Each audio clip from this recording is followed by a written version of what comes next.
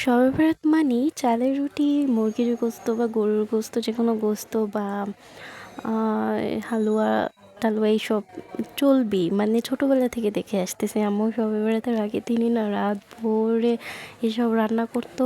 আর আমার আম্মুর একটা স্বভাব কি, সে কখনোই অল্প রান্না করতে পারে না, অনেক রান্না করবে, 3-4 দিন ভরে ফ্রিজে স্টক করে রেখে দিবে, তারপরে একটু একটু করে খেতাম। তো যাই হোক, এখন যেহেতু বড় হয়েছি, নিজেরাও টুকটাক কিছু করতে পারি, রান্না করতে পারি। যেমন কালকে একটু মুরগির গোস্তটা রান্না করতেছিলাম, দেশি মুরগির গোস্তটা একটু রান্না করতেছি আজকের জন্য। কিন্তু হালুয়া টালুয়া এখনও বানানো হয়নি, বানানো হলে অবশ্যই তোমাদেরকে ভিডিও দেখবা কিন্তু, ঠিক আছে? এইসব না একটা ট্র্যাডিশন, মানে ট্র্যাডিশন বলতে বলা যায়, আবার অনেকটা আনন্দ, আসলে একটা আনন্দ যে না সবাই মিলে একসাথে খাবো।